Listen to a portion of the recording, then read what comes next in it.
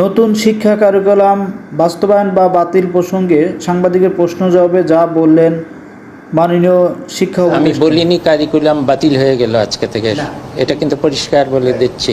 আমি প্রথমে বলেছি যারা যেখানে পড়ছে, যেই ছাত্র ছাত্রীরা, তাদেরকে কোনো রকমের অস্বস্তিতে আমি ফেলবো না, আমার প্রথম প্রায়োরিটি। দ্বিতীয় প্রায়োরিটি হলো বর্তমান যে শিক্ষা কার্যক্রম সেটা খুব বাস্তবায়নযোগ্য না, বিশেষ করে মূল্যায়ন পদ্ধতির দিক থেকে।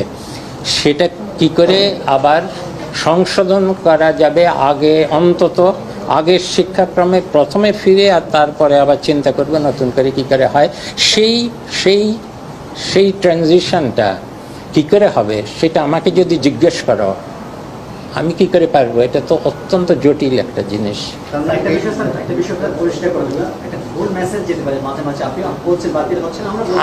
আমি